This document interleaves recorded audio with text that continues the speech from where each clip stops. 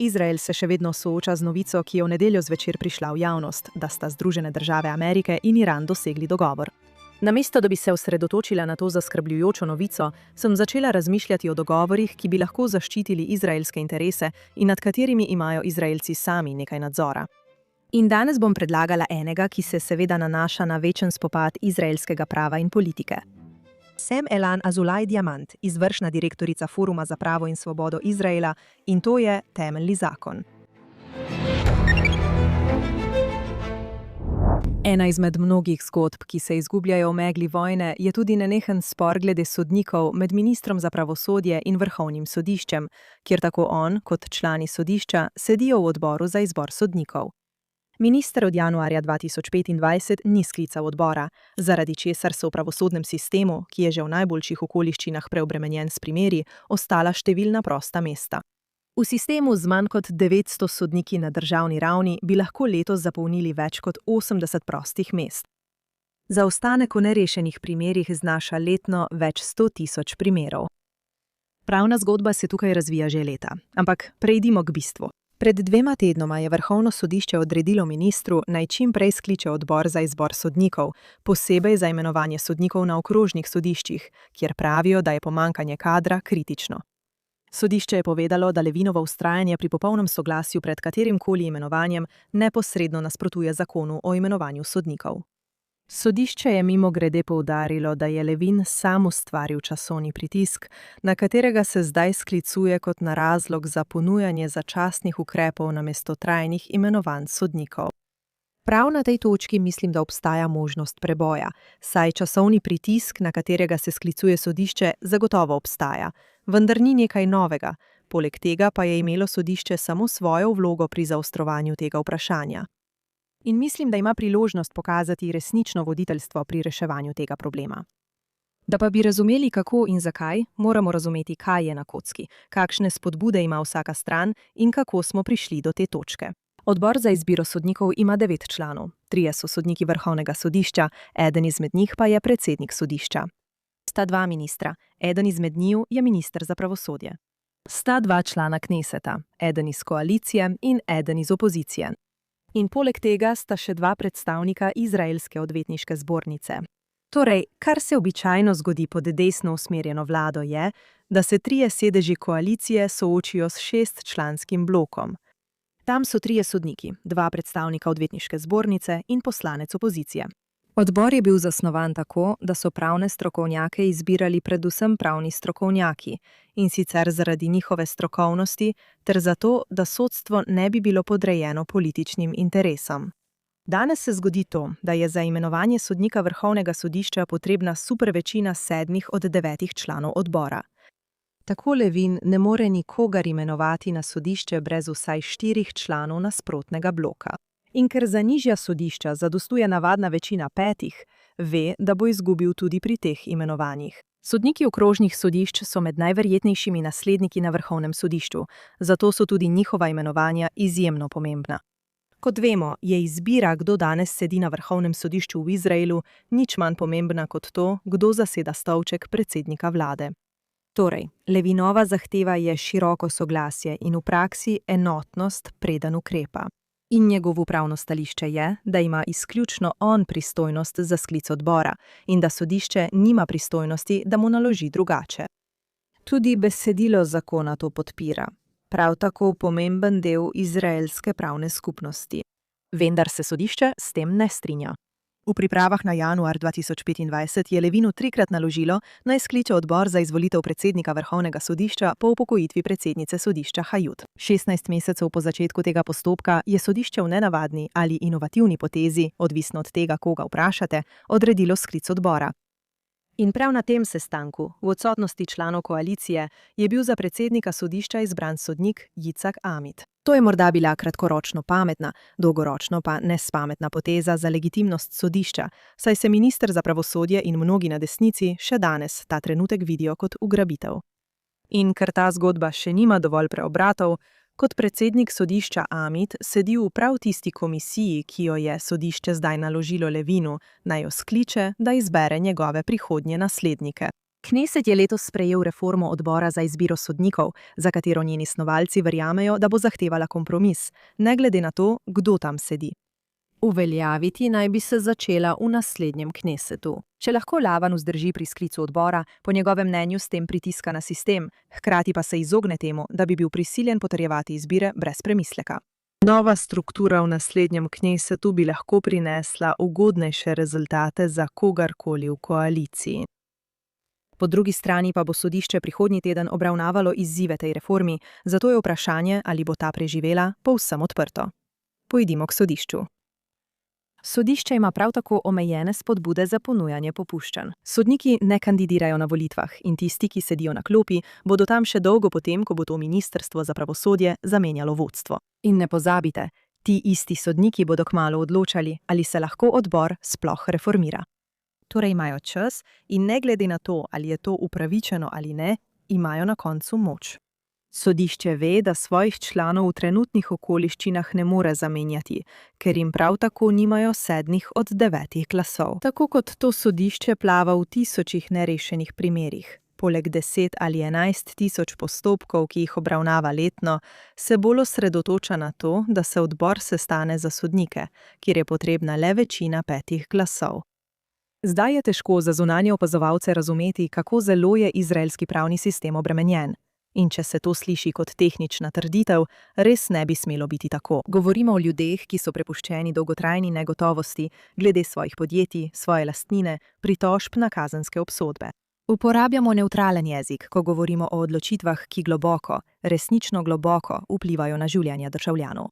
In zato je za Izraelce pomembno, da je imelo leta 2024, na primer, v državi s samo 10 milijoni prebivalcev, sodstvo še vedno približno 475 tisoč nerešenih primerov.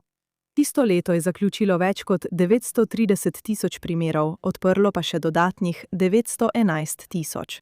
To so približne številke. Večina teh primerov gre na tako imenovana okrajna sodišča, ki so najnižja raven sodišč. 8 do 9 odstotkov, torej vsakih 8 do 9 odstotkov, gre na okrožna in delovna sodišča. In vrhovno sodišče je na vrhu vsega, obravnava nekaj manj kot 1 odstotek vseh primerov v sistemu, vendar so na vsaki ravni v obravnavi tisoči primerov. Do leta 2024 je civilna pritožba na vrhovnem sodišču v povprečju trajala 23 mesecev, kazenske pritožbe so trajale 11 mesecev. Najhitreje se obravnavajo ustavni primeri, kjer vlagatelji začnejo kar na ravni vrhovnega sodišča. Leta 2019 je organizacija z imenom Gibanje za upravljavnost in demokracijo objavila študijo, ki je temeljila na 4 mesecih opazovanja sodnih obravnav v živo, kjer so študenti merili čas vsakega primera. Ugotovili so, da čeprav ustavne peticije predstavljajo manjšino prejetih vlog na vrhovnem sodišču, te predstavljajo 30 odstotkov obravnav na vrhovnem sodišču. V redu, in porabijo 37 odstotkov tistega, kar imenujemo tehtani sodni čas. Ker te zadeve zahtevajo večje senate in trajajo dlje kot druge vrste zadev. Toda, ko govorimo o teh vprašanjih, je odgovornost za zaostanke jasno pripisana političnemu vrhu. In to je prav tako nekaj, kar pomaga sodišču, da se izogne kompromisom. Dolgoročno bi morala biti ključna cilja, tako za sodišče kot za ministra, krepitev integritete pravnega sistema, pravna reforma usmerjena v zmanjšanje nepotrebnih tožb ter izboljšanje predvidljivosti izidov. Toda glede takojšnjega, zdaj nujnega vprašanja, kadrovanja v sodstvu, menim, da ima sodišče precej večjo vlogo, kot si samo priznava. In priložnost, da pokaže velikodušnost in vodstveno držo, tako da ministru ponudi nekaj, česar ne more zavrniti, hkrati pa pokaže, da ji je za to vprašanje resnično mar in da ga ima za ključnega. In ta ponudba bi bila ponovno vzpostavitev procesne legitimacije v ustavnih zadevah. Tukaj je, kaj to pomeni in zakaj je pomembno. Procesna legitimacija vpliva na številne najpomembnejše in najbolj politične primere, ki jih sodišče izbere za obravnavo. Ta doktrina je ena najstarejših značilnosti pravnih sistemov common law. Sodišča obstajajo zato, da rešujejo spore med strankami, ki imajo konkreten oseben interes za izid. Tako so na primer po 3. členu ameriške ustave zvezna sodišča omejena na reševanje tistega, kar imenujemo zadeve ali spori, kar pomeni resničen spor med resničnimi strankami z resničnimi interesi.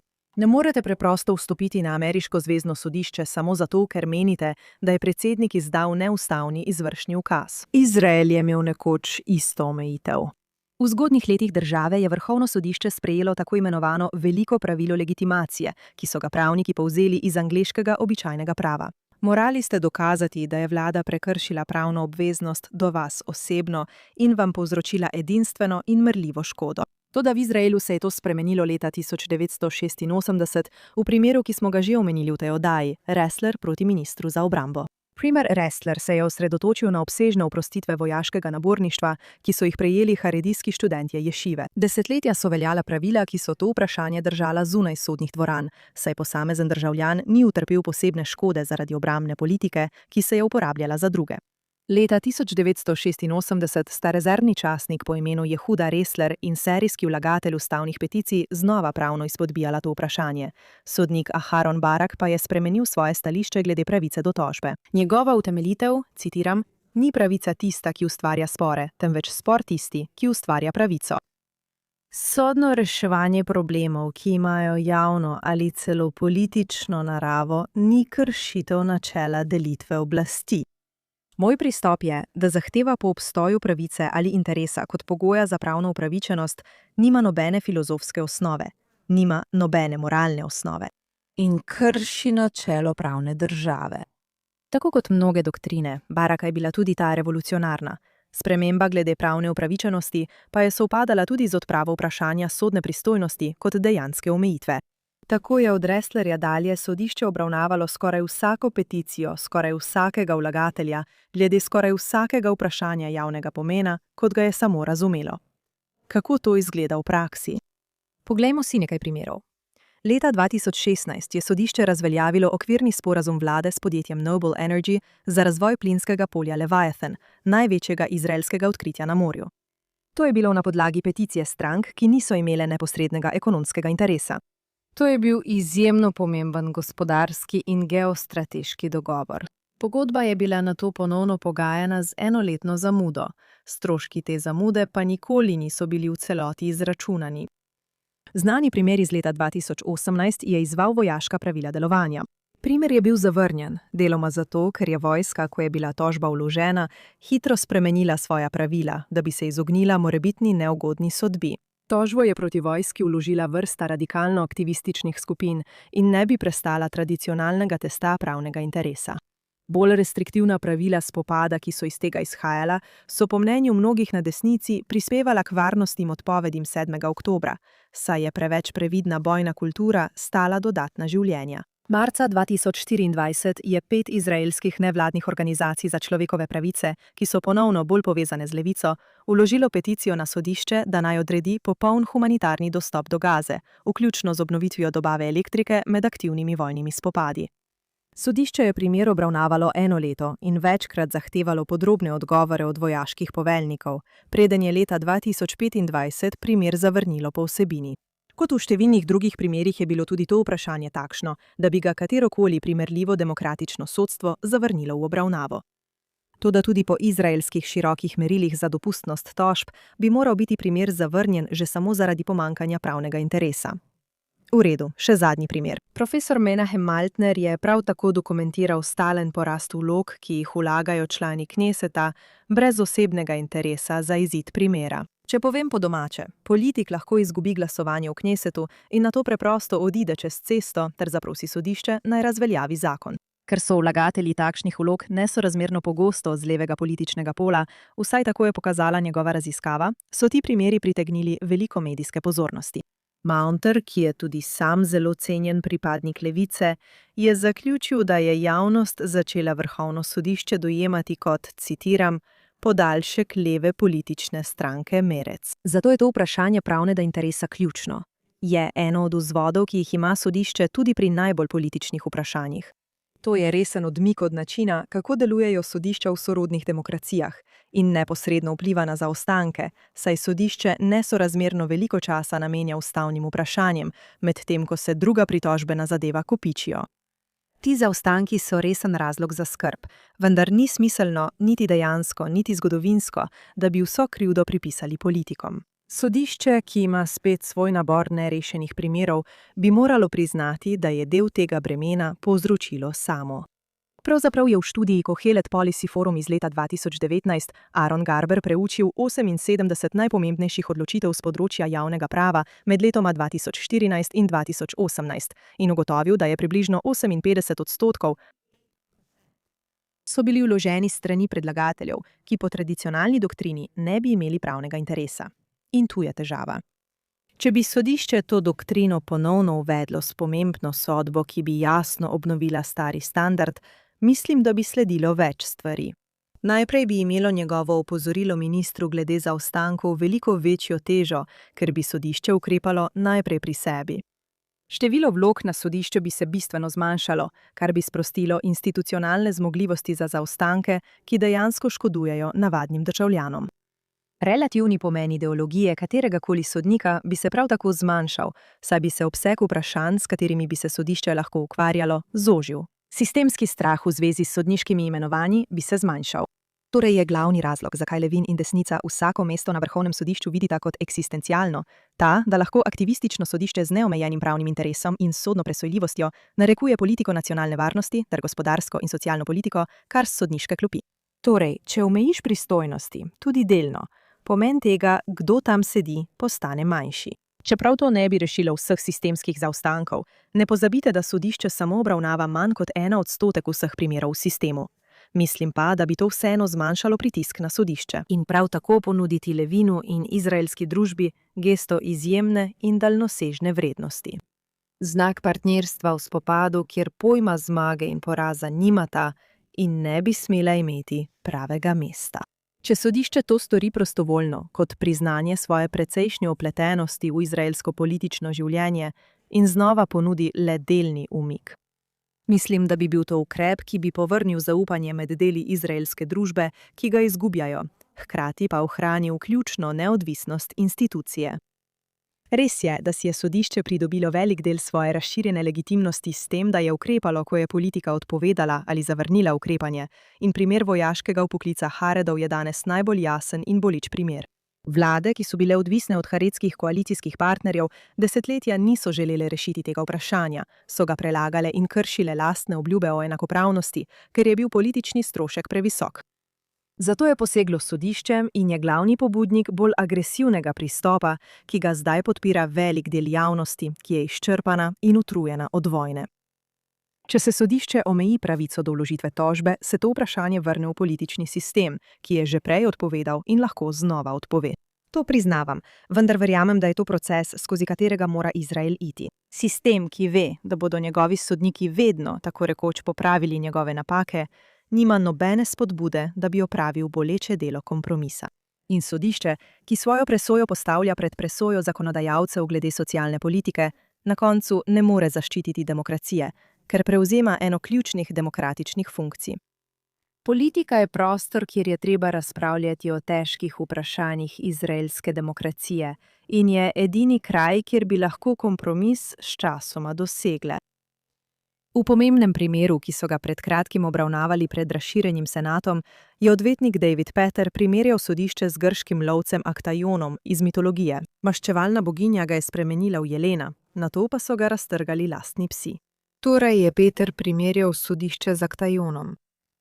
In v bistvu je rekel, da je zdaj sodišče, namesto lovca jelen, sodišče, ki bi vstopil v politično areno, ne bi smelo biti presenečeno, če ga potem obravnavajo kot političnega akterja. Mislim, da ima ta logika nekaj smisla, ampak v tem primeru sem sama situacijo dejansko razumela kot priložnost. Sodišče je danes na političnem polju, ne glede na to, ali si to želi ali ne, in prav zato mislim, da bi se moralo vključiti v to, kar bi sama označila za dejanje državništva. Iz resnične institucionalne moči lahko izbere, da začne vračati bolj omejeno samorazumevanje v dobro svojega sodišča, v dobro sistema in v dobro države. Za razliko od iranskega dogovora je ta povsem v naših rokah. Se vidimo naslednji teden.